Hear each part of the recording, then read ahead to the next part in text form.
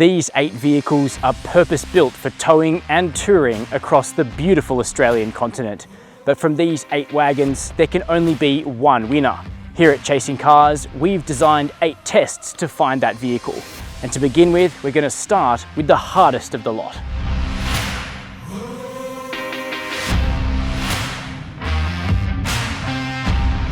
First up, we had the Swerve and Avoid test, also affectionately known as the Skippy test. Here, each competitor enters our course that contains 4 metre wide adjacent lanes separated by a 10 metre gap. Designed to replicate an emergency lane change on a typical Aussie back road to avoid a kangaroo or other on-road objects. To simulate real-world conditions, each contender entered the manoeuvre first at 50 km an hour and then at 60 km an hour. With each clean run would progressively up the speed until a safety cone was hit, indicating the vehicle's terminal velocity for the test. At the sharp end of the field, it was the Volkswagen Touareg's stunning 81 km an hour pass that just pipped the Audi Q7's performance by 1 km per hour. Meanwhile, the tail end of the field saw the Ssangyong Rexton and the Toyota Prado struggle to point through the initial swerve moment, sending cones flying at a pace below 62 km an hour, separated by 1/10 of a second. Huddling in the middle of the standings was the trio of ute-based wagon rivals in the Toyota Fortuner, the Mitsubishi Pajero Sport and the Isuzu MUX. All sat on all-terrain rubber that was doing these wagons few dynamic favours. You could throw a small blanket over their midfield times that were separated in pace by just 1.5 km an hour. The 4th place Fortuna's sub 64 km an hour pass was no match for Ford's new Everest and its low-profile tyres, which dispatched the course at almost 70 km an hour for a resounding 3rd place. But as a sobering measure of their on-road agility, the pair of German wagons were still a clear 10 km an hour quicker through the course than the nearest rival from Ford. So we know which vehicles change direction best and which are the sloppiest. But do the scores change when it comes to scrabbling uphill on a dirt track? This is a towing and touring test. So for the touring component, we spend a lot of time both on and off-road around the beautiful Brindabellas outside Canberra. With our 8 wagons, we explored pine forests, conducted medium difficulty hill climbs and descents, and transited poorly maintained unsealed roads at varying speeds to test suspension compliance, body control, traction and stability control, and cabin integrity. This time spent off the blacktop was understandably designed to replicate actual touring by actual Australians rather than to torture the vehicles. As you'd hope, none of the vehicles on test struggled badly, but there were standouts and a number of ways that other models could improve. At the pointy end of the field were the 2 Toyotas, which demonstrated well-calibrated 4-wheel drive systems. While both the Prado and Fortuner could use more grunt for sustained off-road hill climbing, they have enough flexibility, and when the forest road gets very rough, both demonstrated good stability control tuning and superb build quality. This was especially true of the Serene Prado, which also has the security of permanent 4-wheel drive. On test, the Everest was hobbled slightly by the fact that it was delivered on the Platinum's standard 21-inch wheel and highway tyre package, but the no-cost option of 18s and all-terrain tyres meant we didn't ping it for limited grip in the mud. The fact that this poor grip also translated to wet on-road driving was much more concerning. The Isuzu MUX, Ssangyong Rexton and Mitsubishi Pajero Sport all fared quite well with our off-road touring, though the Isuzu's sensitive and noisy stability control did hamper progress at higher speeds on unsealed gravel. To be expected was the relative lack of compliance by the Volkswagen Touareg and Audi Q7 on bumpy and pockmarked gravel roads, as their monocoque construction allows a lesser degree of wheel travel and much higher bump intrusion into their content-rich cabins. When it came to the disciplines of hill climbing and steep descent, both were highly competent. Our lineup is built around wagons designed to tow heavy loads, with a soft price cap of $90,000 before on-road costs. Of course, there's the new Ford Everest, but there's also the Toyota Fortuner and Prado, Volkswagen Touareg, Isuzu MUX, Ssangyong Rexton, and the Mitsubishi Pajero Sport, plus a wildcard in the base model Audi Q7. Next, which is best for hooking up a trailer and travelling this wide, brown land? You might guess which is the best tow car here, but also you might be surprised. We didn't shy away from towing a very heavy load here. Yes, some of these wagons claim a 3,500 kilo maximum towing load, but ultimately such enormous weights are often the safer domain of light trucks, But as you'd expect, as the power to weight ratio fell on the weaker engines, acceleration took longer. Still, we'd like to see more innovation in this segment in future. Put simply, the Volkswagen Touareg is a superb tow vehicle. It has excellent outputs from its V6 diesel engine, which is so understressed even with about 2,700 kilos on the back. As a basic tow vehicle, the Touareg feels strong as an ox, smooth and refined. I think we've all been waiting to find out what the Everest V6 is like for towing, and the answer is that it is an exceptional tow vehicle. The engine is strong and quiet and gives you heaps of muscle, particularly pulling away off the line, though interestingly, overtaking while going uphill and accelerating from 80 to 100 is only really about as quick as something like the 500 Newton meter 4-cylinder Prado. So it's actually that starting off acceleration which is noticeably easier in the Everest V6 compared to the 4-cylinder cars, and it all works well because there's limited shunt here and you feel in control when towing in the Everest V6. Some of these vehicles have twice the power of some of the others, but what about brakes?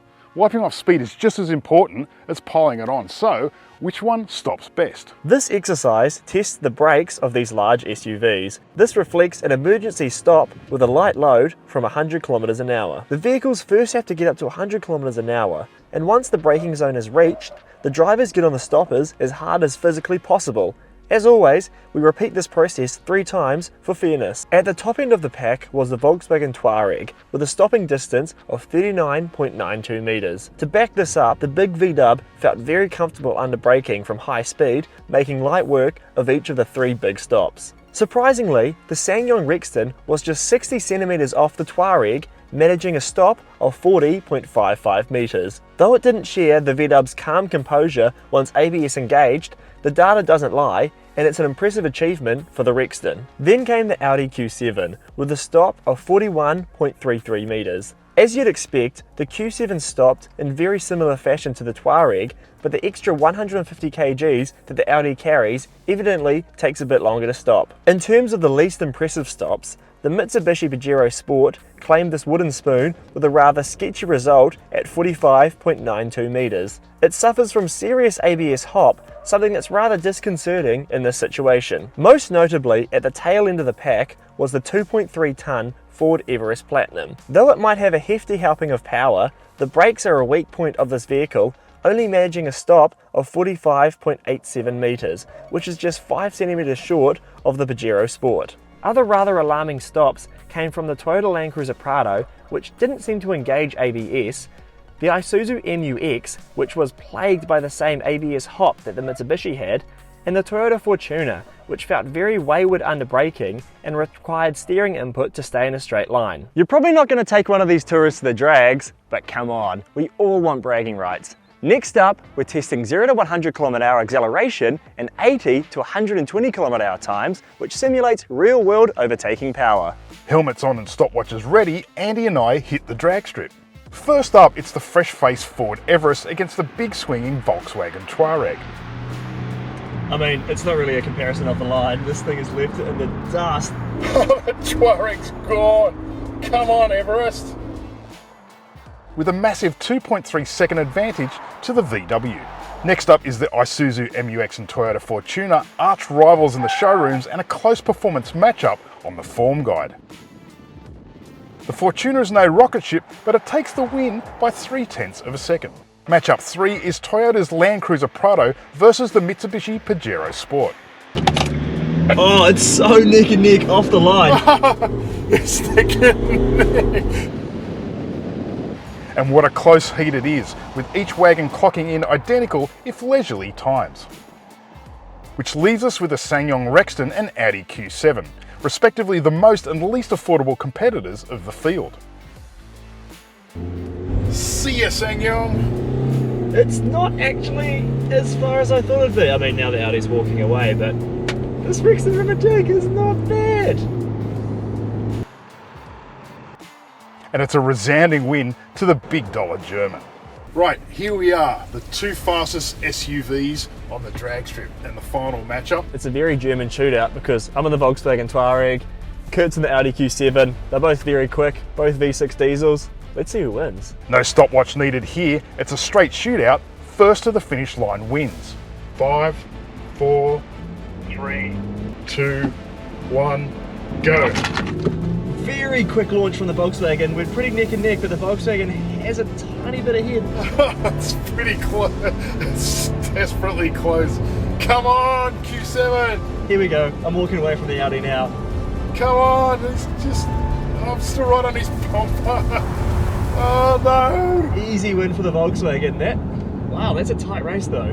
Time to get back to the real world. So how do these wagons go unshackled on a backcountry road? The premium badged wildcard of the event, the Audi Q7, brings a lot of techie goodness to this competition. The air suspension alone makes it very comfy for ride quality, and in the corners, it's also very agile. It also offers response and refinement from its V6 powertrain that's well beyond much of this field. It's clearly most at home on road where it's planted and reactive to every driver's input. Added to that is big overtaking legs and strong brakes that round out the package. Importantly, its genuine luxury wagon character is ideal for long hauling the family, but it would also want to have fantastic touring chops for the sort of money that it asks for. I think we've all been waiting to find out exactly what the 3-litre V6 would be like in the Ford Everest. So does the V6 engine bring the Ford up to the refinement of a vehicle like the Volkswagen, but still with the durability of a product that's built on a body-on-frame chassis?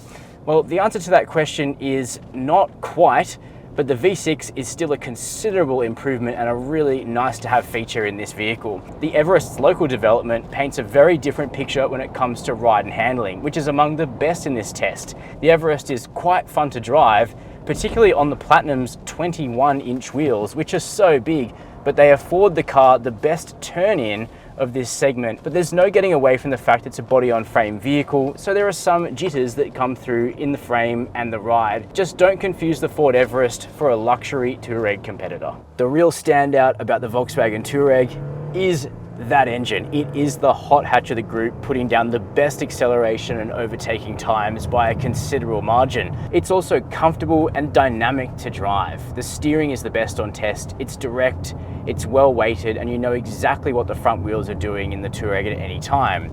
That being said, the car has deep wells of talent that let you push on a country road, but the ESC system lacks the polish we've come to expect from modern Volkswagens. That said, most drivers will never discover this fact, because at 7/10 on a country road, the Volkswagen is just so good that it lets you push on while really enjoying the drive behind the wheel, which is far more than you can say for most of the other vehicles on this test, which have mediocre dynamics, or they might be fair at best. Toyota's Land Cruiser Prado is synonymous with big Aussie towing and touring, but this GXL that we're testing here is really starting to show its age on road. The big 2.8 litre diesel 4 does get breathless in the top end if you're in a hurry to get somewhere, and any enthusiasm in the corners sends the front tyres howling. Still, it wafts along in a straight line like a rolling lounge room, flattening the landscape with its benchmark long-haul comfort. And while it certainly isn't the slickest or the quickest machine of this pack on road, it offers a lot of old school charm for old school tastes. You may have noticed that there are two Toyotas on this test, and I'm currently driving the Fortuner, which is the smaller and less refined of the two. But actually, this Fortuner shares the same 2.8 litre turbo diesel engine with the Prado, but again, it feels less refined and a lot louder in this application. But then again, because this Fortuner is lighter, this car is actually quicker to accelerate and faster to stop, so it beats it in both those regards. Steering, it's light, it can be fairly vague at times, and it's not a good communicator in telling drivers when grip at the front is lost, but then again, it's got a better ratio than some. Body control is fair at best for its class, with roll being really quite obvious, and this doesn't do much to help its tendency to understeer. The ride can be harsh at times, but at cruising speeds, I've got no complaints.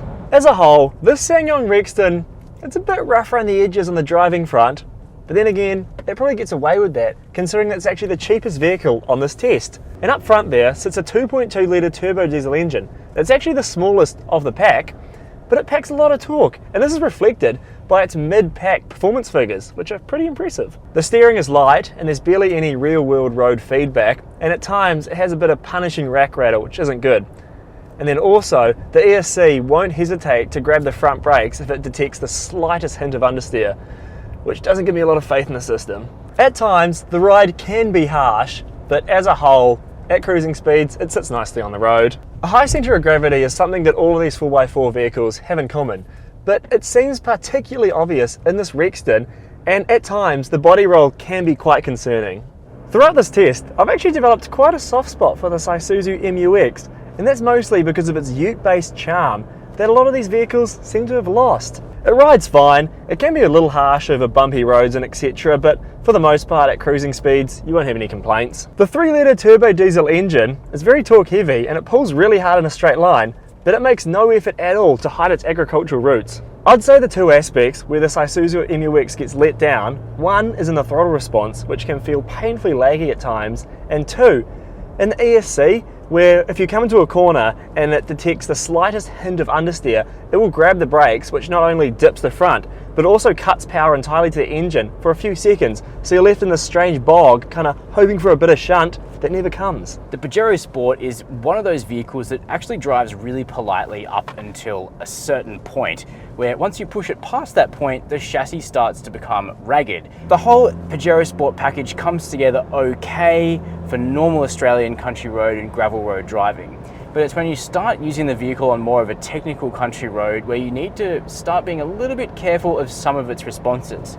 In particular, if you turn into a corner with a little bit too much heat in a vehicle like this, you actually get a big tail out moment on the Pajero Sport in lift off oversteer, not even on the throttle, and the ESC is too late to prevent that from happening, and is about to happen to us here. As you can see, relatively simple corner entry, 55 kilometers per hour on a B road. The ESC system doesn't prevent that big tail out moment that just hasn't occurred in the other vehicles on test in the same situation. If you're the kind of driver that likes to kind of make good time on country roads, you'll need to look for a vehicle like the Ford or even the Toyota Fortuner, which has more secure responses. The powertrain isn't too loud or unrefined in the cabin, visibility out is good, and seat comfort is good too. So as long as your expectations are in line with what the Pajero Sport is capable with on the blacktop, you'll be okay in this car. Going bush is one thing, but these wagons spend their life in the city. So how do they cope with basic tasks such as tech, backseat, cargo space, and safety? Inside, the Touareg reflects what we hope for from Volkswagen. High quality materials and a premium feel with an understated design. The car's huge optional screen is costly, but it's quite stunning when displaying a cartographic map. But Apple CarPlay is oddly small. The black and silver colours inside are no nonsense, and there's good room for 5, but no third row is available. Its underpinnings might be similar to the old Everest, but the new model's interior is a major step into modernity with a large vertical screen and some very premium materials at the platinum level, including quilted leather and simulated wood. The seats are supportive and the interior feels roomy with lots of storage right back to the third row. There's a homely feel to the Pajero Sport's interior that makes it quite comforting and natural to sit in, even if the cabin design is dated beyond some wagons here. The seats are remarkably comfortable and attractively trimmed, though the center screen software is old-fashioned. The second row is roomy and the third row is bearable. It's no surprise that our price-topping Q7 trails on the luxury appointments with niceties such as digital instruments, haptic touch control surfaces, and a fantastic panoramic camera system. But it's also very roomy and hugely comfortable, with a tilt and slide row 2 and 3-zone climate control. Power access to the Type third row is nice, though the lack of a spare wheel is a deterrent. Climbing into the Prado is like meeting an old acquaintance. It's overwhelmingly familiar and some of it is friendly, particularly the lounge room-like comfort. But its old school vibe doesn't do favours in areas such as multimedia connectivity and tech, even if the big Toyota feels pleasingly solid. Row 3 though is quite clumsy and impractical. The interior of the Isuzu MUX leaves much to be desired with its basic approach to comfort. Hard touch plastics are abundant throughout the cabin and the center console lid didn't seem to be attached properly, leaving us questioning the Isuzu build quality. The basic theme continues with analog gauges behind the steering wheel and an infotainment system that seems to be stuck in the early 2000s with its slow operation and grayscale theme. The interior of the Rexton is impressive to look at. Embellished with soft touch materials, aluminium look trimmings across the cabin, and an 8-inch infotainment system, there's a premium feeling about it.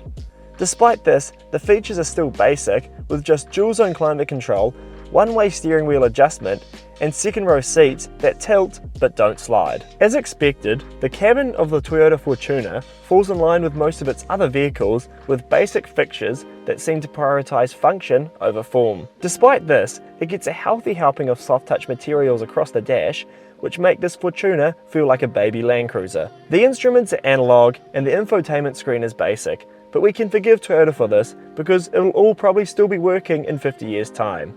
It's also worth noting that the Fortuner gets Toyota's strange fold-down seats in the third row. Money doesn't grow on trees, and it might surprise you which of these vehicles is the cheapest to run over the first 100,000 kilometres of ownership. All the models we tested have a cap price servicing scheme, but some are much more generous than others. Both the Ford and Mitsubishi have 10 years of cap price servicing, but the Everest 3 litres miserly $4,121 10-year maintenance cost is a lot cheaper than the $6,890 required for the Pajero's decade-long cap. We think it's definitely time for Toyota to extend their cap out past 3 years, and no car here can go more than 15,000 kilometres between services. We conducted a very consistent touring fuel economy loop on test along quiet country roads between 70 and 100 kilometres per hour unladen.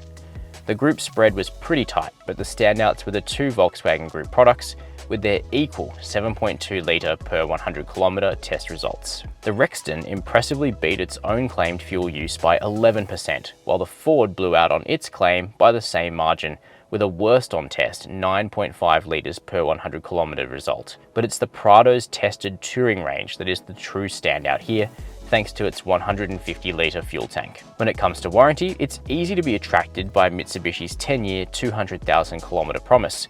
But watch out for the condition that after the 5-year mark, the Pajero Sport has to be serviced by a Mitsubishi dealer annually to qualify for the extensions. Among the other warranties, Ssangyong's 7-year unlimited mileage cover stands out as a highlight, but it's good to see that at least 5 years is now the norm in this segment. Finally, we've also provided a median budget direct comprehensive car insurance premium for each vehicle tested.